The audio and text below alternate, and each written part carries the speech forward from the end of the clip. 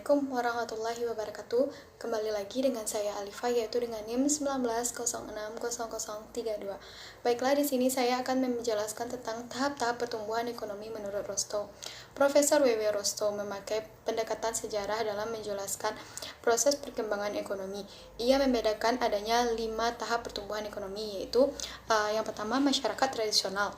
Masyarakat tradisional diartikan sebagai suatu masyarakat yang strukturnya berkembang di sepanjang fungsi produksi berdasarkan berdasarkan ilmu teknologi pra-Newton dan sebagai hasil pandangan pra-Newton terhadap fisika. Fakta menunjukkan bahwa keinginan untuk menggunakan ilmu pengetahuan dan teknologi modern secara teratur dan sistematis tertumbuh pada adanya suatu batas, yaitu tingkat output per kapita yang dapat dicapai, bukan karena tidak ada daya cipta dan pembaruan, tetapi karena tidak ada sarana dan pandangan pasca Newton terhadap dunia fisika. Struktur sosial masyarakat seperti itu bersifat berjenjang. Hubungan daerah dan keluarga memainkan peranan dan menentukan kekuatan politik terpusat di daerah, di tangan bangsawan pemilik tanah yang didukung oleh sekelompok serdadu dan pegawai negeri. Yang kedua yaitu pra-tinggal landas.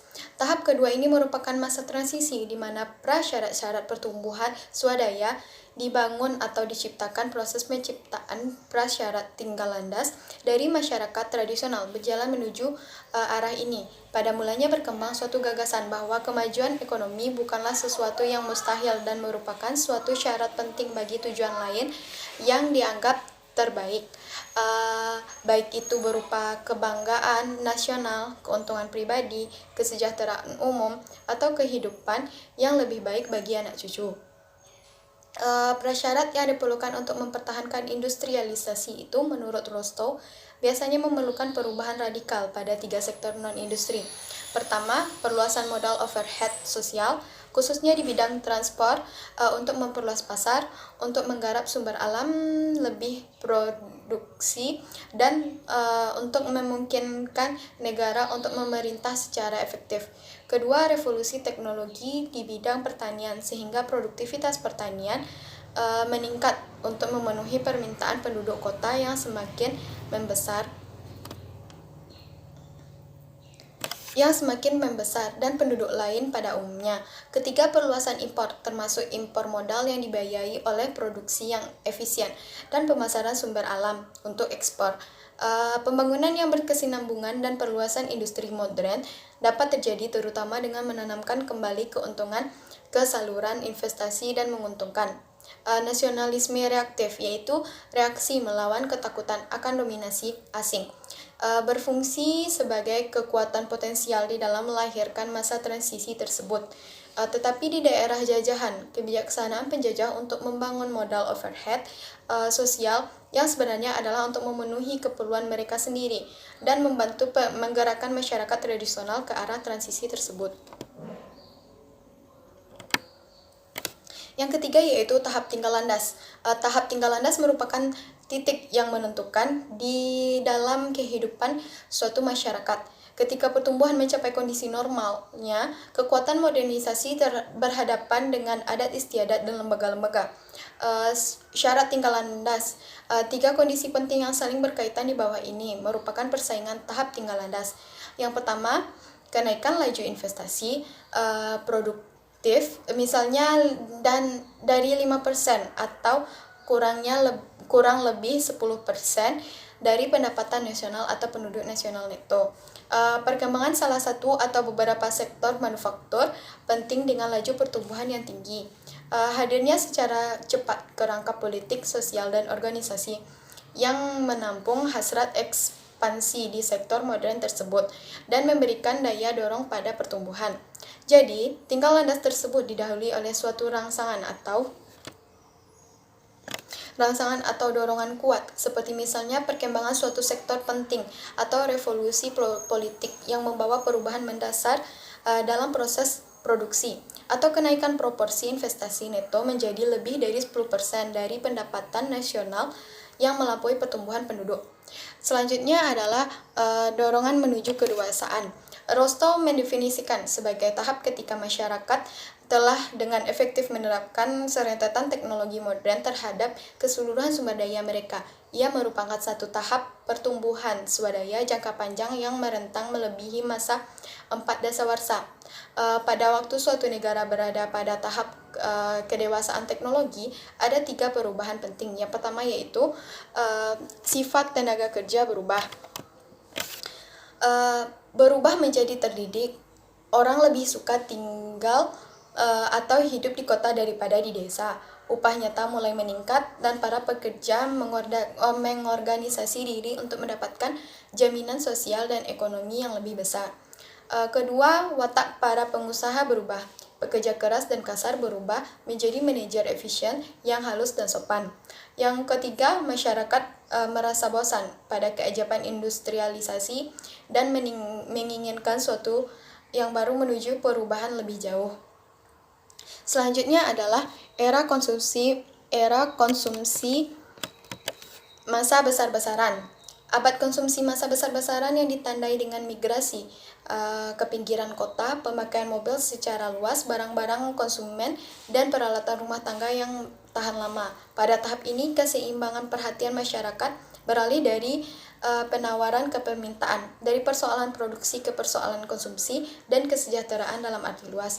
Tetapi ada 3 kekuatan yang nampak cenderung meningkatkan kesejahteraan di dalam tahap purna dewasa ini. Pertama, penerapan kebijaksanaan nasional guna meningkatkan kekuasaan dan pengaruh melampaui batas-batas nasional. Yang kedua, ingin memiliki satu negara kesejahteraan dengan pemerataan pendapatan nasional yang lebih adil melalui pajak progresif, peningkatan jaminan sosial dan fasilitas hiburan bagi pekerja. Terakhir, keputusan untuk membangun pusat perdagangan serta sektor penting seperti mobil, rumah murah, dan berbagai peralatan rumah tangga yang menggunakan listrik dan sebagainya. Selanjutnya adalah kritik terhadap tahap-tahap pertumbuhan ekonomi. Tahap-tahap pertumbuhan ekonomi Rostow tersebut merupakan literatur ekonomi yang paling luas beredar dan mendapatkan komentar pada tahun-tahun terakhir ini. 1. Masyarakat tradisional tidak perlu bagi perkembangan. Beberapa mangsa seperti Amerika Serikat, Kanada, Selandia Baru, dan Australia dilahirkan tanpa sebagai masyarakat tradisional. Mereka mewarisi apa yang disebut prakondisi dari Inggris, suatu negara yang telah maju. Yang kedua yaitu prakondisi mungkin tidak mendahului tinggal landas. Prakondisi tidaklah mesti mendahului tahap tinggal landas. Misalnya, tidak ada alasan untuk percaya bahwa suatu revolusi dan pembentukan modal sosial overhead di bidang pengangkutan harus terjadi sebelum tinggal landas. Yang ketiga, tumpang tindih tahapan. Sama halnya modal sosial overhead di bidang pengangkutan khususnya perkereta apian merupakan salah satu faktor penting dalam tahap tinggal landas. Seperti kata Rostow sendiri, ini menunjukkan adanya tumpang tindih dalam berbagai tahap tersebut. Yang keempat yaitu kritik terhadap tinggal landas. Tahap paling kontroversial dan banyak dibicarakan orang adalah tahap tinggal landas. Sebagaimana dinyatakan Cairncross, tahapan yang telah mengundang pendapat orang banyak tak diragukan lagi adalah tahap tinggal landas itu. Jadwal tinggal landas itu meragukan. Para sejarawan ekonomi meragukan tahun tinggal landas yang dikemukakan oleh Rostow tersebut. Sebenarnya memerlukan penelitian bertahun-tahun untuk menentukan benar tidaknya jadwal tersebut sebagaimana dilakukan Rostow. Kemungkinan kegagalan tidak diperhitungkan. Menurut Habakuk, konsep pertumbuhan Rostow yang menyamakan dengan dunia penerbangan itu mengabaikan kemungkinan timbulnya tubrukan dan kejatuhan dalam proses pendaratan. Adanya cacat dalam kondisi tinggal landas yaitu, yang pertama, tingkat pertumbuhan investasi adalah arbiter. Yang kedua, beberapa industri tertentu mungkin bukan industri utama. Yang ketiga, beda antara syarat utama dan kedua kecil. Yang kelima yaitu tahap mendorong menuju kedewasaan, menyesatkan dan membingungkan. Tahap ini mengandung semua segi dan ciri dari tahap tinggal landas. Tingkat investasi neto di atas 10% dari pendapatan nasional, perkembangan teknik-teknik produksi baru, sektor-sektor dan lembaga-lembaga yang utama. Yang keenam yaitu tahap konsumsi massal, tidak teknologis. Era konsumsi massal didefinisikan sedemikian rupa sehingga negara tertentu seperti Australia dan Kanada telah memasuki tahapan ini, bahkan sebelum mencapai tahap kedewasaan. Selanjutnya yaitu keterbatasan dan pentingnya tinggal landas bagi negara terbelakang. Arti penting konsep tinggal landas secara ideal cocok untuk industrialisasi negara terbelakang. Sebagaimana ditulis oleh Dasgupta, istilah itu kurang tepat. Namun demikian ia bersifat sugestif dan dapat diberi penafsiran yang bermanfaat bagi pemahaman proses pembangunan ekonomi suatu negara.